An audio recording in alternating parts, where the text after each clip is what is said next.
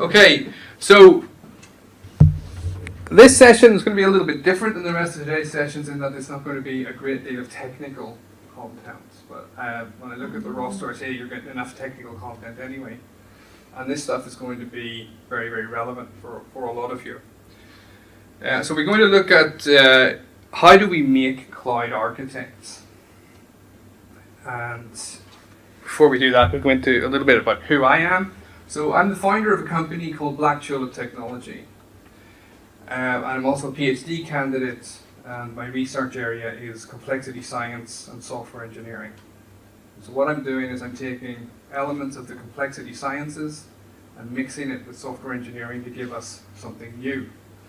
And that something new is very, very necessary, because I spent several years at Microsoft, where I was, among other things, chief architect for consulting in Western Europe, and also the Western Europe Azure Architect, whenever we only had one of those. And I was also the global lead for solutions architecture at Microsoft during the time that cloud went from being kind of a hobby project to the main focus of the business. And so one of the problems that we had and our customers had was that we didn't have enough cloud architects. The kind of people who can talk to you about the differences between Event Hub and Service Bus and Event Grid and help you make decisions around that kind of thing. And at the same time, walk into a room full of executives and say, look, we have to do some real work now. So there was a lot of focus and a lot of stress in those days, and there still is at large customers. How do we get cloud architects? How do we hire them? Now the good news for us is that the problem is driving wages up, and that's always good. But the problem is that a lot of companies are going to give up eventually because they just can't get the right sort of people to drive these projects. How do we cope with technical decision making in the cloud? And for most of us, how many of you have developer backgrounds? Okay, yeah, you're screwed. So, for most of us, the way we learn, because I'm also a rogue developer, doing something slightly different. The way we learn is to grab something and go for the details. Get the, Saturday afternoon, so you start Visual Studio. Today I'm going to learn a new thing. And you start writing some code. And we learn things by writing enough code that we know the API calls off by heart. We know the configurations. We don't need IntelliSense anymore. That's how you get the expertise. And that's how most of us have built expertise across our careers. And if you're like me or Alan, who cut our teeth on something called BizTalk many, many, many years ago, the way that we worked, the way that we managed our careers was really simple. There was this big thing called BizTalk. For us, it was BizTalk, and it would be released every 3 years. And about 9 months before the release, if you knew the right people in Redmond, you would get some messages saying, you need to learn this, you need to learn this, there's going to be this feature, can you give us your feedback on this, all that kind of stuff. And you'd have 9 months to get ready. And then the product would come, and it would be rubbish. And you'd run around helping customers with this rubbish, and then Service Pack 1 would come, and it would be okay. And then you'd have 2.5 years to live off your expertise. And if you had a lot of free time, and you didn't have anything else to do at the weekends, you could take a second platform like SharePoint or CRM and build up your expertise in that way. And that's how we did it. We became experts, line by line, API call by API call, configuration by configuration. For those of us who were really brave, we went to Windows Communication Foundation and cut our teeth there. And we'll talk in a few slides about why that's an absolutely fantastic thing. So, with cloud, we don't have those 3 years anymore. Okay? The release cadence of a cloud product in Azure is 4 to 6 weeks. Every 4 to 6 weeks they're updating the code. And randomly, products are going to disappear. There are hundreds of them, not just 3. And maybe if you really put your weekends to good use and your evenings, you'll learn 4 or 5 over the course of a year. But if you move away from them for 6 months and don't touch them again, by the end of that 6 months, your knowledge is out of date. It's a completely different world we're living in. Cloud has also made things move faster. Well, it's faster to build big stuff and deploy it. Right? You should be experiencing that than it was 10, 15 years ago. That speed is actually dangerous for us because we move too quickly now. And so we build and we deploy and there's something out there. And then the business or the company or the organization that you work for says, oh no, we got to go this way. And you've got to pull it all down, put it all back together, put it out there again. And they expect speed now. So the world has changed. And it's hard. And I think I'm preaching to the converted here because this is cloudburst.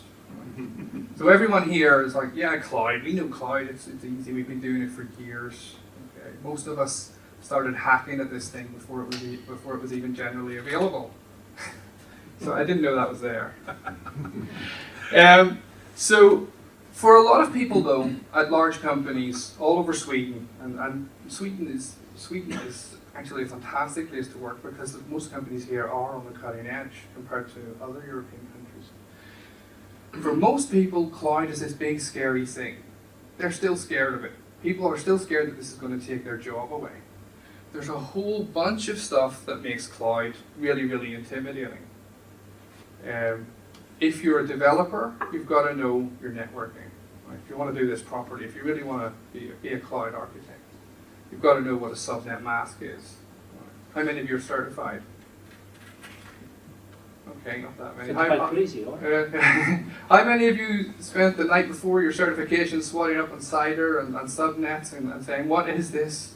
Yeah. When we were first moving to cloud, I had a developer ask me what a port was. Okay? So there's a big gap out there. And you guys are all on the cutting edge, so you maybe don't see it. Sometimes I don't see it as well. But your standard developer at your standard company, your standard infrastructure engineer at your standard company is terrified of what's coming. It is too big. The release cadence we've already talked about. Ideas are also moving faster than they've ever moved before. Kubernetes, stuff like this, containers, comes from nowhere. It blows up into this big, massive thing. Everyone gets certified. Everyone launches 15 projects. 14 of them fail. Everyone moves on to the next thing. The ideas move incredibly quickly. And all of this is happening at the same time that there's been a massive shift in how business gets done. If you're starting a new company today, it looks completely different than if you're starting a new company 20 years ago. Because that starting of that new company, you need to say, on day one, what is the technology, what is the stack, how do we deliver this, and who's going to do it for us? There are very few companies started in the old-fashioned way, where a bunch of old guys who own mines get together and decide to build a factory. Everything has a technology aspect. And that technology has to move and warp as solutions, as the business is built in real time. And we'll look at why that's a problem. Our old ways of learning, where you're going to learn every API call, every configuration, every class, it's just too difficult. And if you want to learn to become a cloud architect, you can go and you can take any one of a number of courses, or you can watch hundreds of hours of video courses, but they tend to be very focused on vendor tools, how to learn tools. And in the old days, for example, the way I learned something which we're going to talk about later, distributed systems, is through getting BizTalk, playing with it for a while, and once you got used to it, then you ask, well, what is this thing? Why does it do what it does? What are the decisions underneath? Why does the architecture look like this? But that won't help. All of a sudden, we're thrown into a world where, as a developer, where you used to just write code and then give it to someone else and everything else was their problem, now you've got to think about security and you've got to understand security in a way that a lot of developers got away with in the past. The same thing's happening with infrastructure, as we said. And you're expected to learn cloud as a technology, and you're expected to somehow absorb architecture as a skill set. No one's teaching you that. And so, several years ago, in my work at Microsoft, I was told that we don't want you to do architecture anymore, because you can obviously do that. What we need is many, many, many more people like you. So how do we make architects? How do you do what you do? This was the toughest question that's ever been posed to me, because I had to admit that I have absolutely no idea how I do what I do. I turn up in a room, someone says something, and I say, use that technology connected to that. How do I get to those answers? I don't know. There's no algorithm. How do you teach someone that? How do we teach architects in our industry in general? You take someone who's a good developer and you just push them over the cliff edge. And if they're still living at the bottom, then they get to be an architect. If they're not, then they get to be a project manager. So we don't really understand architecture at all, as the software industry doesn't understand architecture yet. Architects have, in many cases, lost their ways. I'm sure many of you if you worked at a large company, you'll find a bunch of agile teams doing cool, crazy stuff with cloud, and the architects are in the basement, and they're drawing pictures for each other. And nobody knows they're there, and everyone's forgotten about them. And they're like that guy in Office Space. They're still getting a check every month, so they're keeping their heads down. Architecture is in trouble. And we're in trouble as well because we need architecture. There is no other way to manage this journey, this churn of how businesses are built today and the speed at which technology is changing. Every time you work on a project, that project has an architecture. It doesn't matter whether you explicitly decide this is our architecture or if you just have a bunch of developers typing really fast. There's an implicit architecture. And those decisions can actually collide with the business and restrict its future directions. And so the job of the architect in the cloud world is making sure that we don't choke our businesses before they get off the ground. And that's going to be a vital, vital feature over the coming years. So what do you need then? I sat down and I thought about this for a very long time. And then I started reading. And I started putting courses together internally at Microsoft to teach architects. And so the things that we need in order to be able to do architecture first are basic architecture skills. Things like how to talk to people, which for some developers is a big, big step. How code relates to business, which is something that very easily gets lost. And this is something that architecture was meant to take care of, how code relates to business, but they completely went the wrong way and started saying things like code isn't important. Architecture is about setting business strategy and drawing pretty pictures. And that's how they ended up in the basement. Distributed systems knowledge is the most vital thing that you can have, you can bring to cloud architecture. And out there, and I unfortunately, because of the kind of roles I had, my career and my consultancy work is very much focused on rescuing projects that have crashed. So when everything's gone wrong, I'm the one that gets brought in. And what I see in cloud projects over and over and over and over again are basic principles of distributed systems just aren't there in the teams. And that happens when people learn products rather than computer science. So that's really important. We're not going to go into that in depth today, but if you feel that your distributed systems knowledge is lacking, then everyone should go to Pluralsight and dig up an old course from 2010 by Clemens Vastas called Elements of Distributed Architecture. Start there. Every cloud architecture should start there. Architect should start there. So how do we teach architects? How do we make them? This is a picture of a guy called Taylor Wilson. He's a kid in the United States. He's 14 years old. And he took a book, a physics book, and he built a nuclear reactor in his garage. Now when that happens, you can say there's a fairly good alignment between theory and practice. Okay? So when a 14-year-old can take a textbook and build something potentially deadly, then theory and practice are pretty close to each other.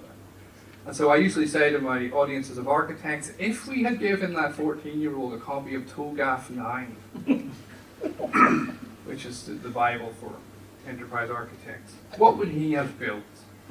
He wouldn't have built anything. He would probably have done normal, healthy teenage things like gone out and discovered beer and stuff. The way we build architects is through apprenticeship and experiences. Push them off the cliff. Will they make it? Will they not? And you have to be lucky. And those of us who are system architects were lucky. We ended up in the right projects at the right time with the right technologies. We got exposed to distributed systems early. A huge number of us come from integration. Just for that reason. Those of us who went into integration 15, 20 years ago got exposed to distributed systems very early in our careers, and that made it easier for us to survive. So how do we solve this disconnect between theory and practice? It's actually a really, really tough question. We have to dig really deep, and we have to go right back to the roots, to questions like, who are we? Why are we here? How did we get here? And developers don't like this. They're like, press F5, nothing happens. This is absolutely fundamental, and we'll look at why it's absolutely fundamental. When you ask an architect, what is an organization? What is this organization? What do we do here? This is the answer that you'll get. It looks like this picture. Does anyone know what this C stands for up here? The answer is always, it depends. If you're an architect, it's always, it depends. Yeah. Yeah. It is. And we'll get to why that's good. Yeah. Yeah. Does anyone know what C stands for? It's a really good sign that no one knows. Component? No, not component, but we'll get to components. It stands for something called capability.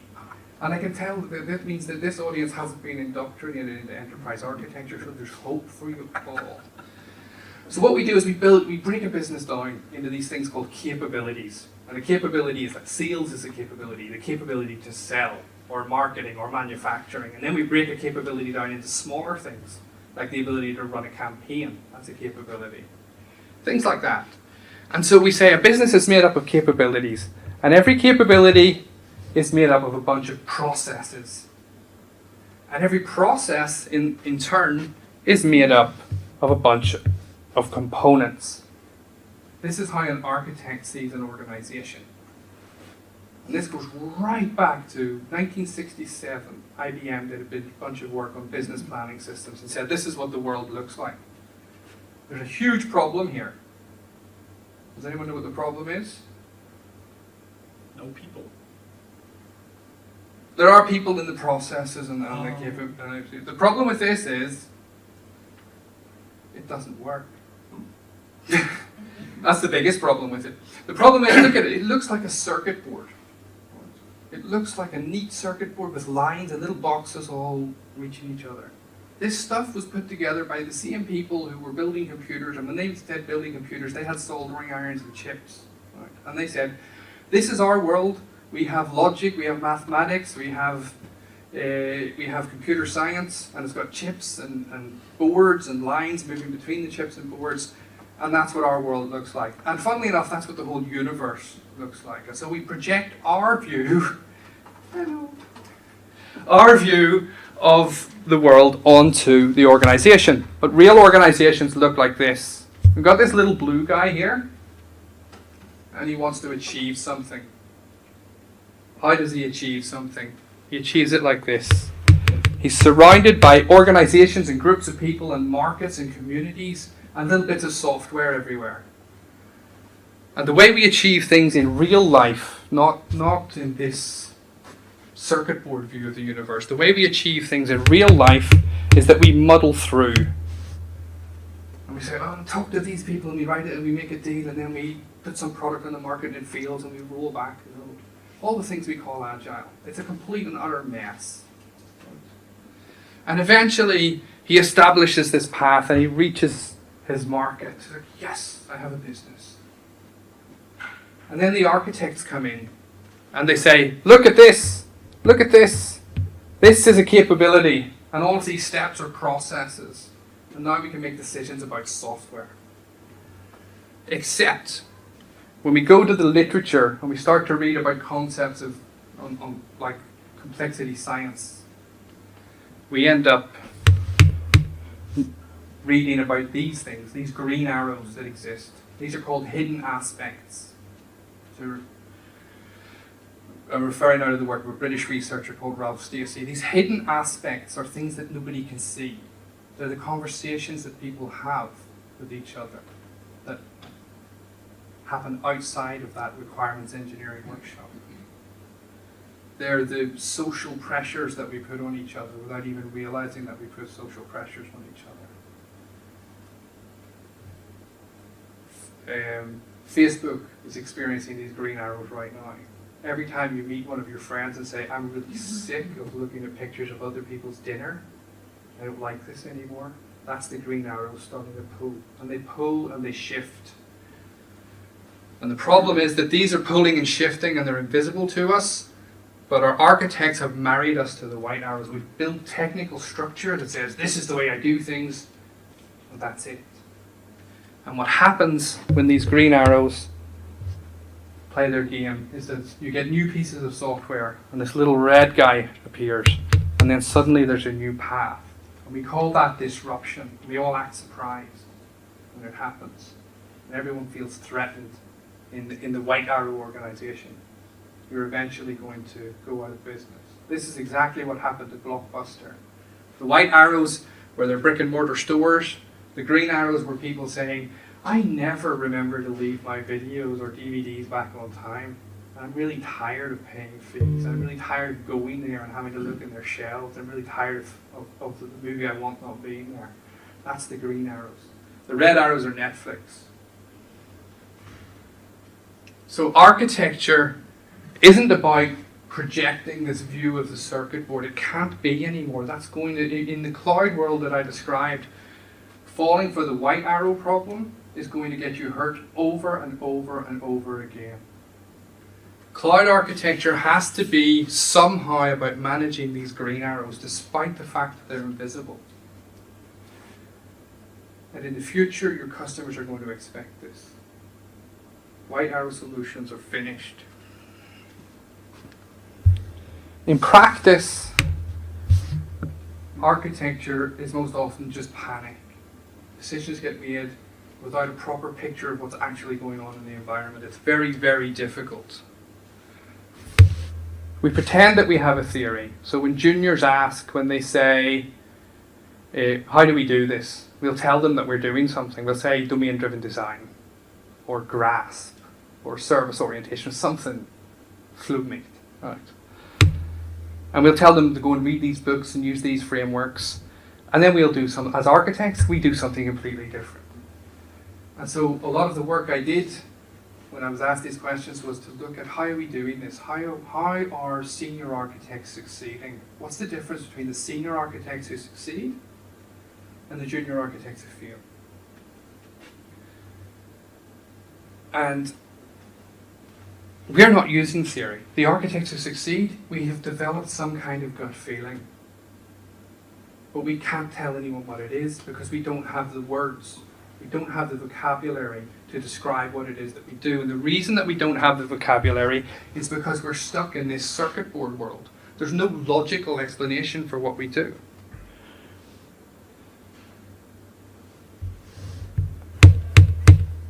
This is a 1986 paper by a guy called David Parnas. How many of you know who David Parnas is?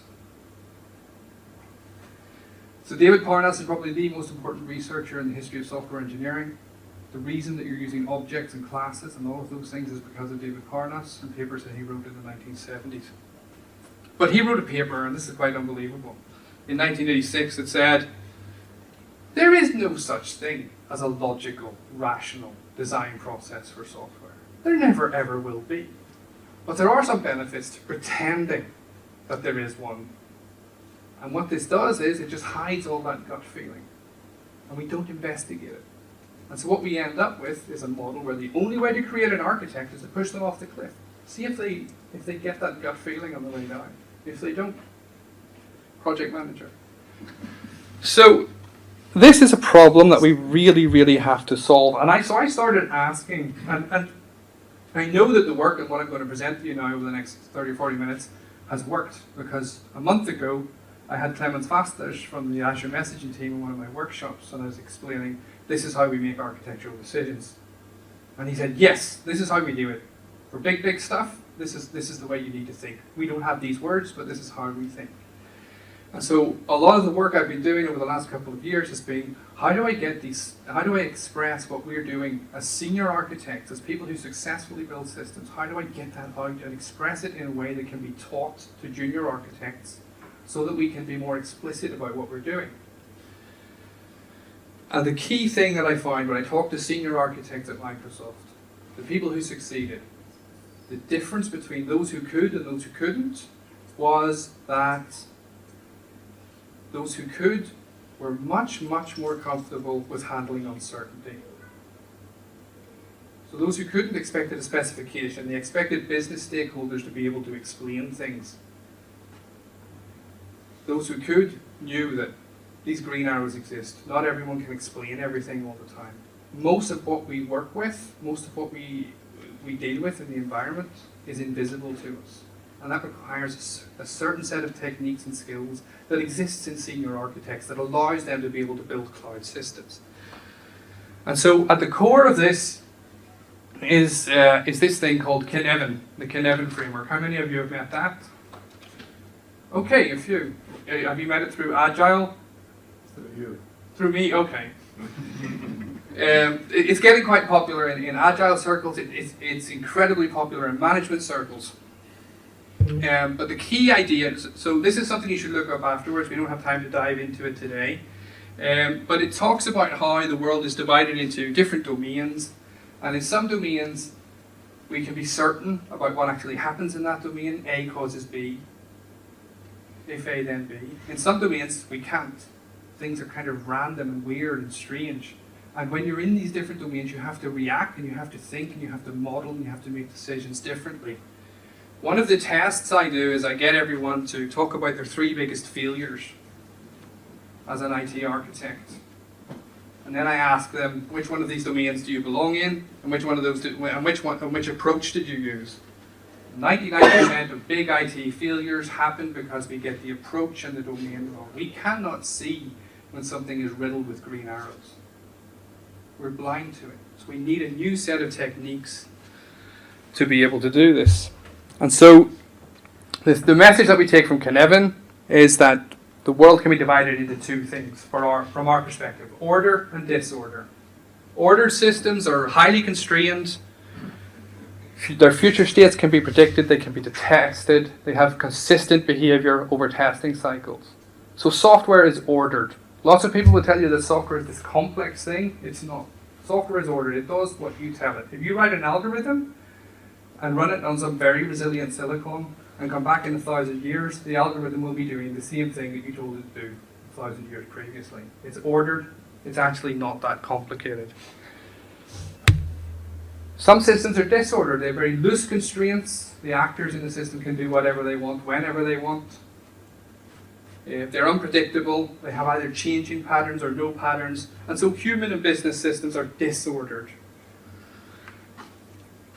And so that brings us to a definition of what we do as architects. And the definition is of something called hyperliminal systems. And so we have this bubble.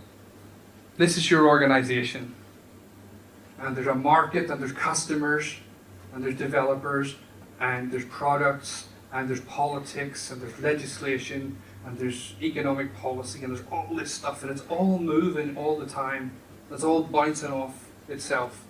And nobody knows what's going on. We don't have a science that can predict what's going to happen in this bubble. Otherwise we'd all be, the stock exchange would be pretty boring. We can't predict what's going to happen in here. And our job as architects is to take this little box of structured, ordered, beautiful software and put it in the middle of this madness. And as soon as things start to move and shift, the environment starts to push the software around. It starts to break the connections that we made between components. It starts to make things warp and twist and change. And a liminal space, in English and in Swedish, the word liminal means a hallway, or a space that isn't really meant to be. It's not a place, it's a space between 2 other places. So a hallway or a bus station. As an architect, you spend all your time in the liminal space between these 2 things, between the ordered, structured software system and the disordered business system. And your solution will fail or succeed based on how well it can handle these things. And so we come back to David Parnas. And he wrote a paper in 1972 called On Decomposing a System into Modules, which was the starting shot for object orientation. And he talked about something called conventional decomposition. Conventional decomposition works like this. You take a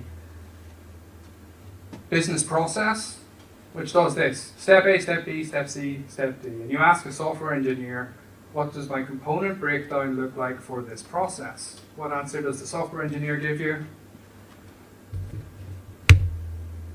A, then B, then C, then D. That was true in 1972. Shockingly, it's true in 2021. It's probably going to be true in 2022 as well. I don't think we'll fix it before Christmas. And this has some issues, because A is now dependent on B and B is dependent on C. And it means that if something buckles and warps and touches B, then that spreads to A and C, and it spreads through your system. And this is why we attempt things like microservices, and this is why decomposition is important. If you give a second process, D, E, F, G, you get the exact same answer. But then, because we've all studied computer science, we try to be elegant, right? Because computer science professors are mathematicians, and so they give you extra points if you use less space on the page. And so we cram everything together, and we say, let's make a framework. And we put A and D together because they're functionally similar. And B and E together because they're functionally similar. And what happens now is that if stress hits this system, and it only hits the stuff in step E of that process, it now spreads to B, it spreads upwards to A and D and downwards to C and F. And that stress destroys an architecture. And the more that this kind of stress spreads through your architecture, the more likely you are to reach that point of saying it's going to cost more to rebuild or to fix this than to scrap it and rebuild. That's what we need to avoid as architects. So Parnas's solution, and a solution that some people in the industry have picked up on, is called non-conventional decomposition, or volatility-based decomposition, some people call it.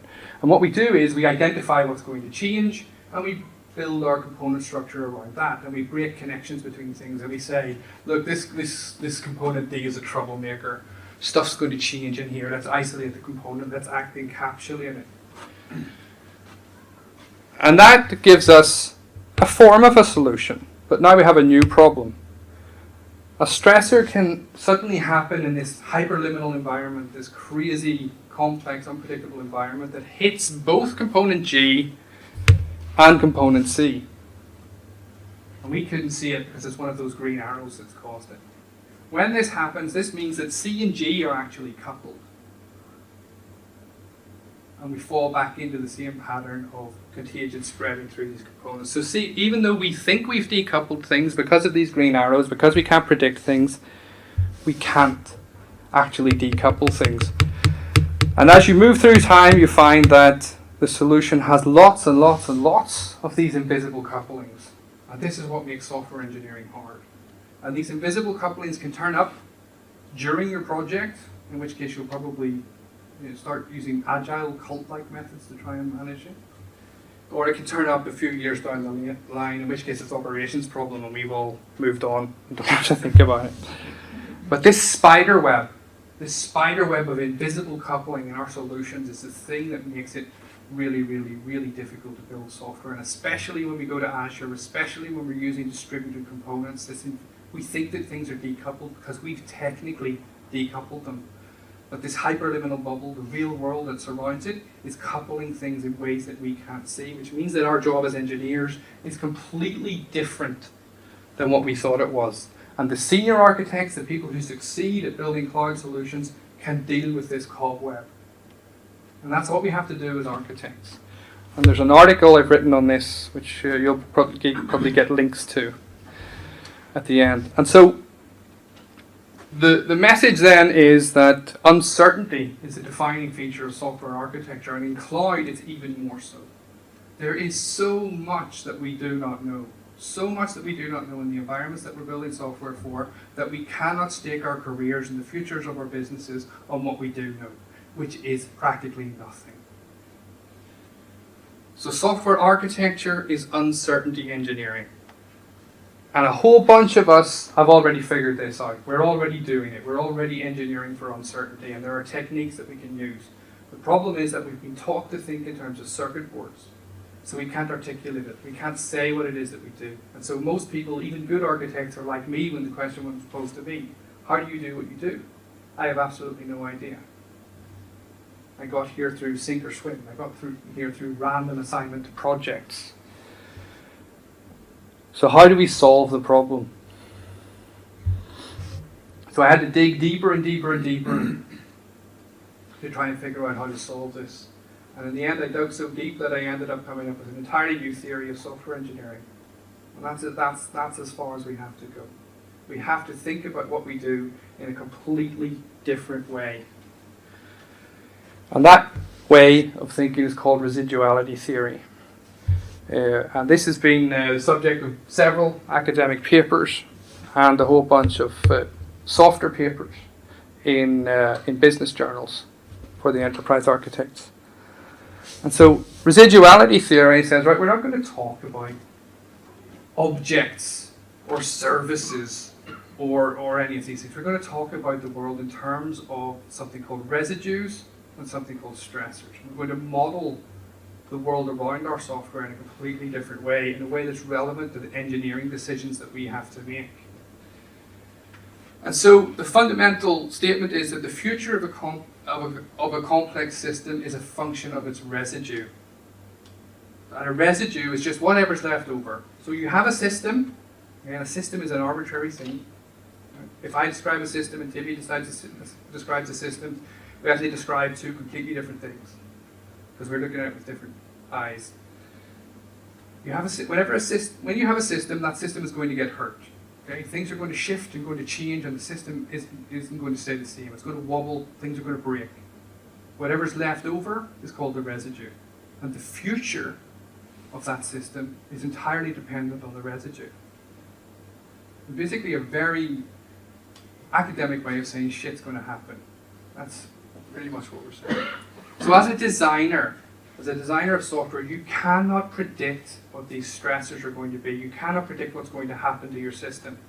Okay? We've all sat in these risk management workshops with our little red, yellow, and green post-it notes, saying this is going to happen probably, and this isn't going to happen. We have no clue what's going to happen. And a huge part of the problems we have in our industry is because we think we can predict things.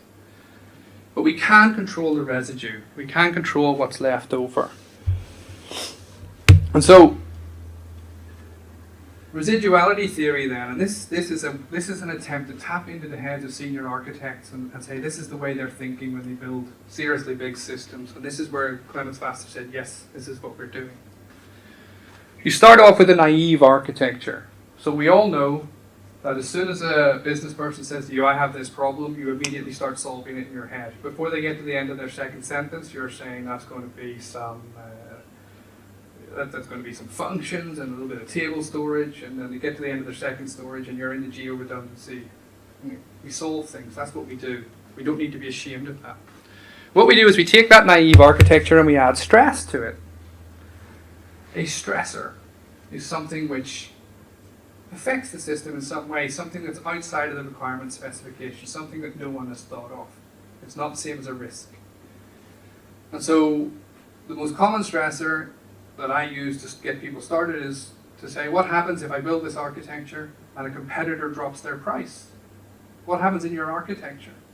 99.9% of architects can't answer that question. And that's exceptionally dangerous, because that's not even an unpredictable thing. That's not a green arrow. That's going to happen. Competitor drops their price. What happens? The business has to respond. Do we drop our price? Do we change our offering?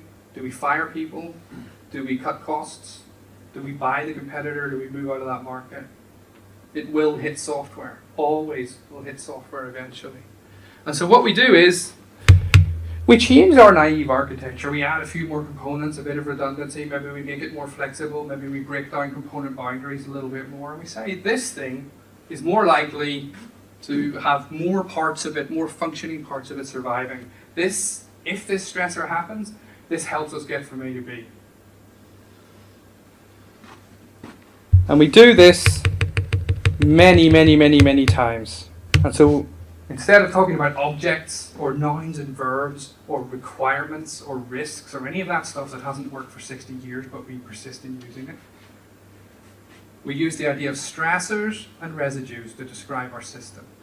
And all of these residues are different But they'll have some things in common because they're trying to functionally do the same thing. And they can be described mathematically. And what happens then is that we start pulling these residues together, integrating them, and making sure that there's no contagion between them until we have an architecture that survives this huge number of stressors that we've come up with. And remember, we are not limited by probability, we're not limited by risk management thinking, this isn't business continuity planning. We're looking for brittleness in our architectural decisions when we come up with these stressors. And this, of course, has its roots in the idea of Antifragility, which is a book written by a guy called Nassim Taleb, and he says that of all the systems that we're surrounded with, the ones that survive, the ones that are able to survive unknown forms of stress, the ones that survive the green and red arrows, they are formed not by design, not by committees, not as parts of architecture runways. They are designed through something existing and stress being applied to it. And as you apply stress, things start to form boundaries and structure starts to appear. So structure doesn't come from patterns. It doesn't come from copying. It doesn't come from best practices. Structure comes from stress. And so we're creating our architectural structures from stress. And Taleb talks about this in the general philosophical sense. There's a Norwegian researcher who talks about it in terms of IT. And so stress becomes the thing that forms our architectural structure. It's a huge step away from requirements and patterns and risk management, which is the traditional software engineering way of doing things. And this leads to us making decisions about modularity, weak links or coupling, redundancy and diversity. Now, we've known since the 1960s or 1950s that this is the right way to think about software, that if we get this balance right, then we have software that's able to live and survive in its environment. But no one's ever been able to tell us how or why. Where should those boundaries be? Which modules? What should be redundant? What should be diverse? No one has answers to those questions. And the reason that we don't have answers to those questions is because we can't see the future.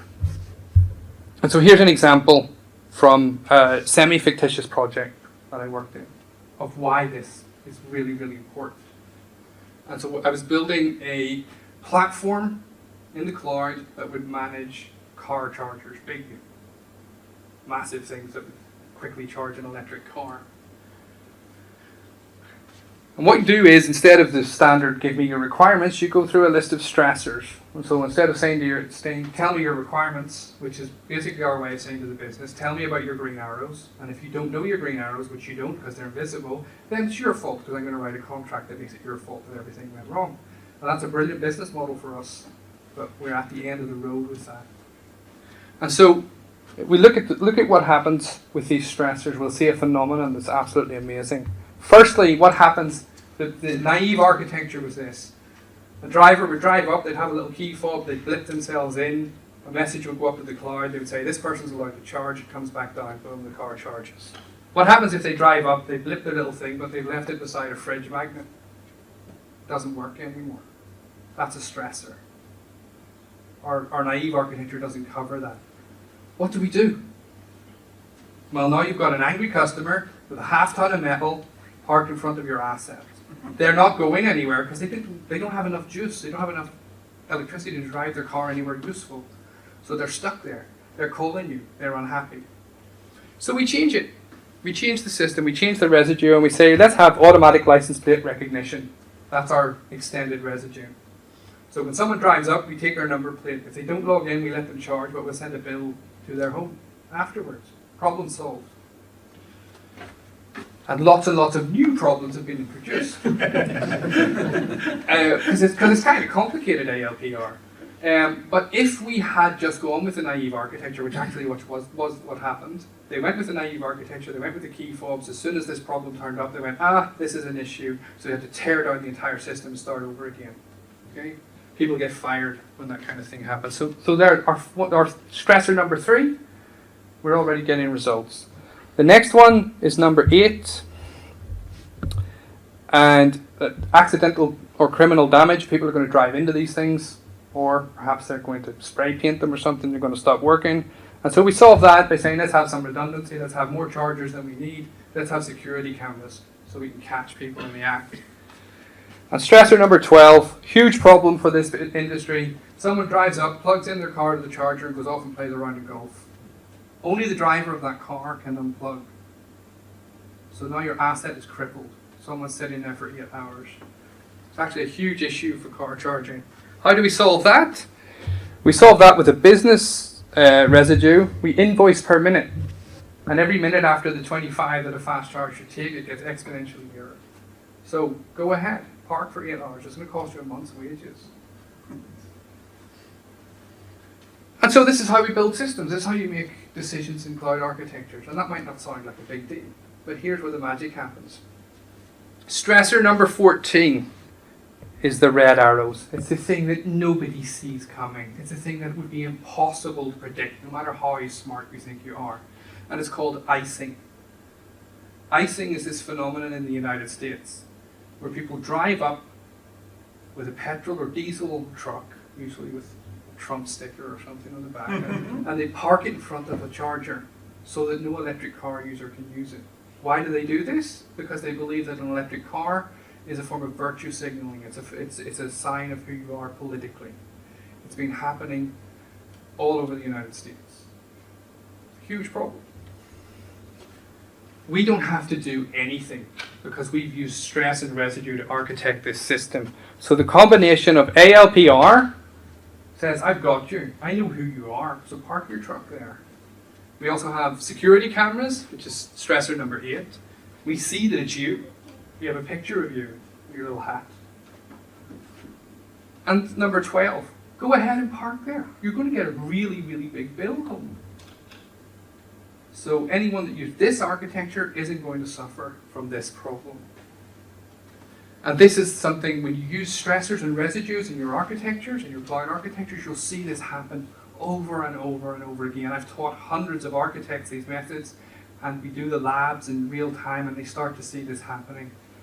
Things that the system was never designed for suddenly can't hurt it, because we've used stress to create the boundaries instead of some nonsense idea about verbs or nouns or domains or something that somebody made up but was never put through peer review. And it completely changes how we think about how we engineer software. One really important point, and this is the thing that I'm probably going to be remembered for, is this concept of lizards. So the first stressor everyone has to use is what happens when a competitor drops their price, and that's to shock developers into thinking the business environment is actually important to the structure of my solution. It has to be reflected there. The second thing is lizards. So giant fire-breathing lizards come up out of the Baltic and destroy Stockholm. Does your architecture survive? The reason this is important is because we have to get used to the idea that probability, as we use it in our enterprises, is nonsense. When an executive says there's a 37% chance that a competitor will drop their price, that's nonsense. We cannot predict the future in markets. We can't predict future behavior of other human beings. We can't predict the future geopolitical situation. So these lizards are as relevant as any other red, green, or yellow risk management thing you've ever done in your career.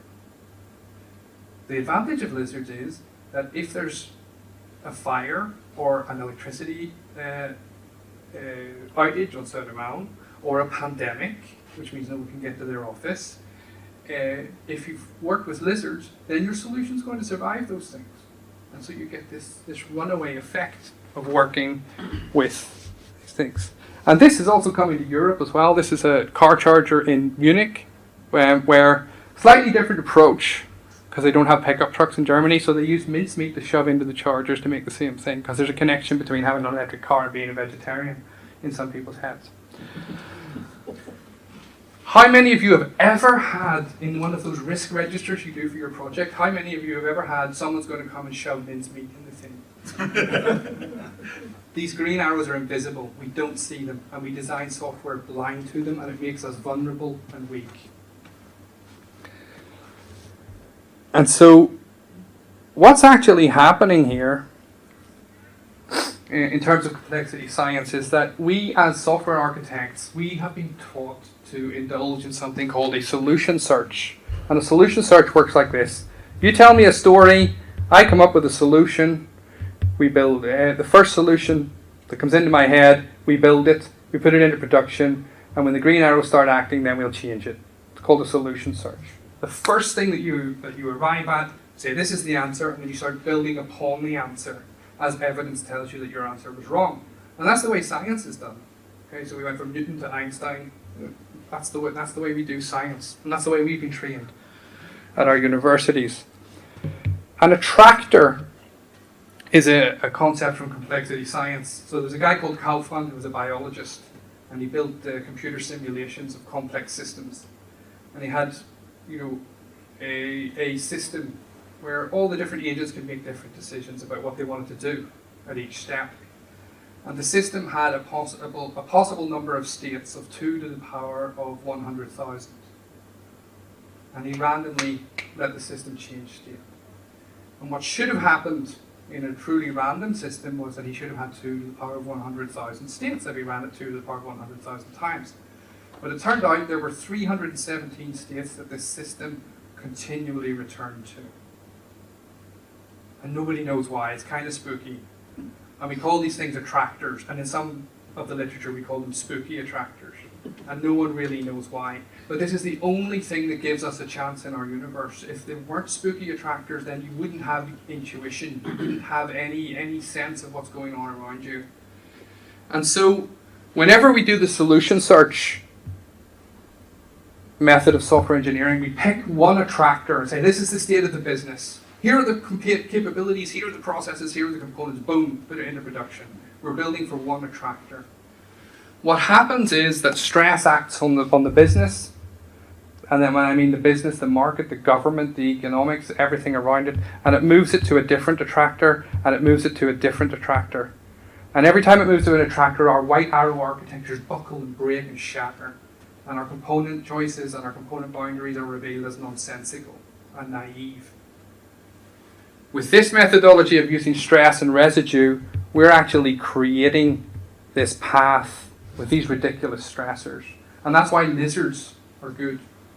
Because it doesn't matter what the stress is. There will be a certain number of attractors that the business will consistently fall back on. And it doesn't matter what stressors we use to get there. We'll see the attractors. And so when a senior architect builds an architecture, they're building it based on the attractor search. They're building it based on this massive scope, which has its scientific support in complexity science, rather than the solution search, which is the default for software engineering. At the end of all this, we take our naive architecture and our residual architecture, and we borrow a little trick from machine learning. We keep half our stressors over as a testing set. The first set is our training set, which creates the architecture. We run an empirical test. And we say, does the naive architecture or the residual architecture, how many of the unknown stressors in the testing set are they fit to survive? And that gives us a number. So at the end of doing this kind of process, we can say, this actually worked. And here's the number that tells us how well it worked. Which will be the first time in the history of software architecture where we can actually say, we've done something useful. Look. So, getting to the end of the time, I hear a little voice in the background. She's just checking on Daddy. Okay. He's in trouble. So, what happens when we go through this, and there's a bunch more steps, and it gets a lot more technical than this, which scares the enterprise architects. What happens is that we arrive at a solid design for our system, which survives unknown and known stress, which is real resilience. You're going to hear the word resilience a lot over the next couple of years. That's because the green arrows were a pandemic and they wrecked everything, and now all the white arrow stuff, all the people who sold you all the white arrow stuff are going to come and tell you that they can make you resilient. And now you know the truth. We've exposed holes in business thinking. So the architecture industry has talked for 20 years about alignment with business and failed monumentally to do that. This will give you immediate alignment with the business because you're having conversations that actually matter. And we haven't done any requirements engineering. We haven't tried to predict the future. We've gotten rid of the linear idea of risk management that exists at most organizations. and we'll pick up a lot more non-functionals. So residuality then is, as I say, a brand new theory of software engineering. And unlike all the other software gurus that you've seen on stages, this work is not just going to turn up in a book with a pretty animal on the front, as most people do on a speaking tour. This is real research. This is being put through the academic grinder to make sure that this actually works repeatedly. And anecdotally, it works. Scientifically, we'll have the results next year. But it takes away a lot of the old ways of doing software architecture. So if you want to get started with this stuff, all you need to do is read the articles and just start. You don't even have to tell anyone that you're doing this or thinking like this. It's not safe. You don't need to send everyone to a training course and have a cake and a banner and a kickoff. Right? You just need to start doing it. And it's really nothing more than applying critical thinking to what we're doing. And the difference between what I'm presenting you today and what the senior architects that you know and that you maybe have been doing for the last 30 or 40 years is that this is articulating what we do. Saying here's a model, here's a structure, a scientific explanation for why sometimes certain architects get it right all the time and why it's harder for others. And it's all based on uncertainty. So the articles are here. I think you'll get these slides from Alan. These are my contact details if anyone wants to reach out and talk. There's a chance that this stuff is going to get very, very popular next year. So if you have any questions, send them now before I start to draw in an email. So we have 2 minutes. Any questions? Can you please go back one slide so we can take a picture on the links? Of residuality cat? Oh, yeah. This was... That's forever engraved in my memory now, so I don't need a picture of it, but I can't remember the links. Okay, so this was the single best piece of marketing I have ever done, and it was just a joke. Says something about you. Yeah. I something about my marketing have 200 million questions for you, Yeah. but I'll choose one. Yeah. This whole thing kind of rests on the notion that everything is changeable. Do you agree or don't you agree? Everything is not changeable. That's why we talk about residue. Yeah. So it's very, very possible to say that this thing is going to stress my system, and when it hits my system, I'm done for. Yeah. I can't change, I can't do anything. Yeah. And at that point, this work, and I've been at a big company on Monday and talked about this work becomes a trigger for innovation. Because then you've got to take that stressor and say, what do we do? When this happens, here is the brittleness in our architecture. At the end of the day, we have to make decisions as architects, and we draw lines around components and around functions and where they're posted and how they relate to each other. And what we're doing is we're introducing brittleness all the time. Every time we introduce a boundary, there's going to be something that makes that boundary problematic for us. And at some point we have to stop and say, we're just going to have to suffer this. If this happens, then we start again. So we don't have to solve every single problem. This isn't about building bulletproof architectures. This is about lifting every architecture from being built by a junior architect to give every architecture the same possibilities as something that's been built by a senior architect. Faster, without having to go through 7 years of suffering in projects in order to build up that gut feeling. That's what we're trying to get away from. That's the failure in our industry. It's not about technology, it's about our inability to turn people into architects. And this lack of inability to work with complexity and uncertainty is actually slowing cloud adoption down. If we could get every architect to build for the cloud using this kind of thinking, things would go much faster. But people want to wait for the best practices. They want every big company I've gone into has said, can you just give us a list of best practices and a checklist that we can follow? And the answer from this research is no, you're going to have to think. And some people don't like that. But it's the truth. And that's what architecture is. It's critical thinking about the structures in your software. And it's allowing those structures to emerge rather than this sort of high school university idea that structures are things that you think up or prove in your head. It completely changes how we think about the architecture of software systems. Question. Mm-hmm. When you design architecture, do you start by allocating a budget that this should fit in this budget and then you design it, or do you design first and then try to fit it into the price? So I design first with a naive architecture because we all do that anyway. Right? If we're honest, nobody thinks about budget first. Everyone, and then we expose it to budget as a stressor. We don't have enough money. How do we? How that stops us from doing this? How do we get out of this? But budget's always something as an architect we should question as well, because budgets come from the same place as risk management probabilities. And they're not real. Okay? Most of the numbers that you get told in your work are not real. And whenever I pull that rug out from under you as an architect, then this is all we've got left. Any other questions?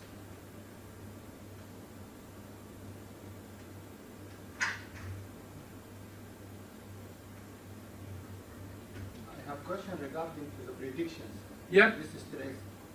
Sometimes you have to go this long way to try to predict something. Also, how we can gain from this experience for the future efforts regarding solving problems related to marketing or business issues. So do we gain from the experience of this? We're not doing prediction. We don't try to predict. We just say something might happen. This might happen. This is a plausible story. And the only thing we're really interested in is how does this touch the boundary of my software? Okay. So I don't believe in lizards. But if someone mentions lizards, then I can walk over to my software and say, where is this hurt? Where will this hurt? Where are my boundaries weak? And if those things, if I use stressors like, and I should do, what happens if a competitor drops their price? What happens if we run a TV campaign on SVT and demand increases? Where does that touch my architecture? What that actually does, the entire process actually does, is it makes me as a software engineer think long and hard about what is the relationship between my boundary and structural decisions and the actual business environment that's out there. And when I force architects through this, and I make them do this, to build their architectures, what they notice is that when they go and talk to business stakeholders, they have a completely different conversation. The conversation flips from, tell me your requirements, okay, and if you can't tell me, then you're stupid. And if you miss the green arrows, then you're going to have to pay extra because I wrote that in the contract. We move from that conversation to, what happens if a competitor drops their price? What can we do to help? What do you need left? What needs to be in the residue? And it completely changes. And it will change, if you change your conversations, even just that one thing, there's actually hundreds of things packed into what you've heard in the last hour. It'll change your career trajectory as an architect because you'll start having different conversations. And that's one of the huge problems we have with cloud architecture.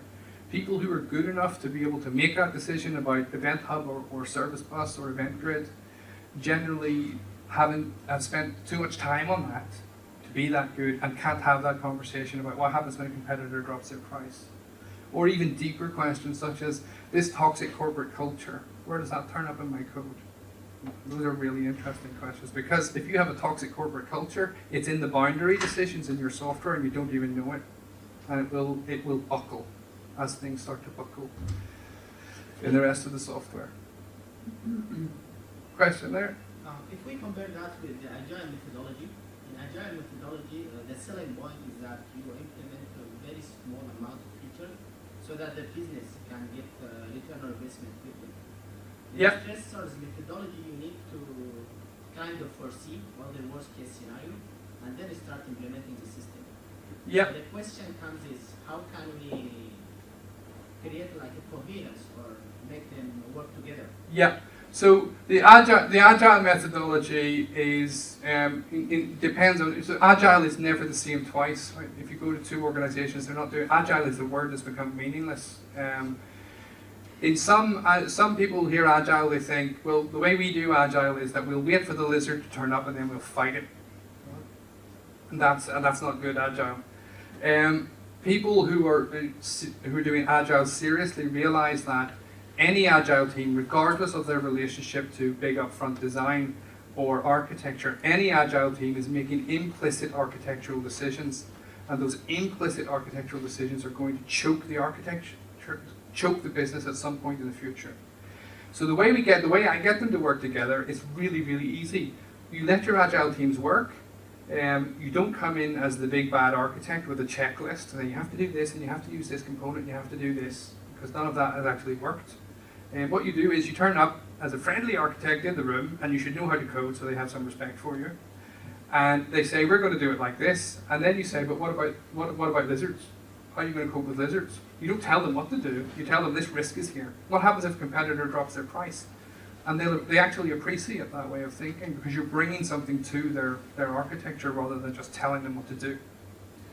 So it is possible to get the two tribes to work together.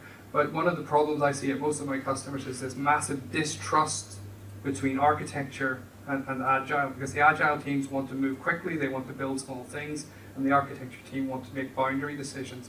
Neither of them know about the lizards, so that there's a lot of risk in having both approaches. So everyone has to start thinking like this, according to me. Yeah, just a point on the lizards. I really agree with that, because I've heard that squirrels were causing outages in some data centers. Yes. Yep. Squirrels are also dangerous. I have a different slide on squirrels. That's to do with our evolutionary response to threats. Yeah.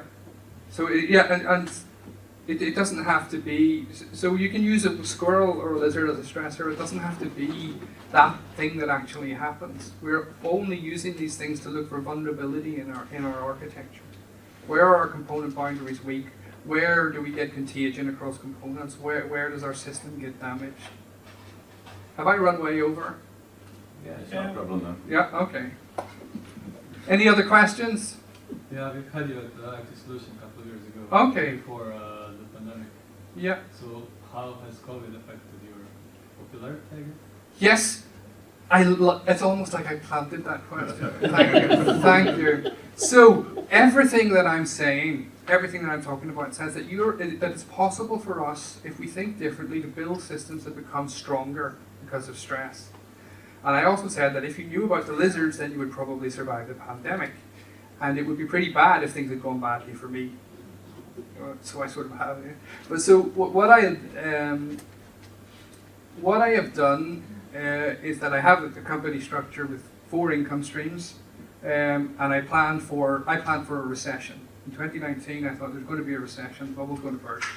That's the planning work for the pandemic. So I had income streams that allowed me to sit at home, make money, and not have to leave. And what also happened then was that lots and lots of companies have really, really suffered during the pandemic. There are huge things still happening. We still haven't seen the lizards of the pandemic. The supply chains all across the world are screwed, and that has repercussions that we won't see for another 6 months. But things could get worse. And there's a massive interest in resilience, and you've probably seen this since you've seen me speak. There's a lot more articles, there's a lot more people talking about resilience. There's a lot of tech people talking about resilience. There's this epistemological nonsense called chaos engineering going around. And there's a huge amount of interest in it. And there are pages and pages and pages being generated, and almost all of it has no academic basis or no scientific basis. It's just consultancies jumping on the bandwagon. It's had a huge impact on the popularity of my work, to the point where you may have seen me on LinkedIn screaming for, I need people with PhDs and genuine architecture experience. So if anyone has that profile, come and talk to me. It's very, very hard to hire in the market right now. But there is a massive interest in these ideas all over the world. So in a year's time, this might just be gospel.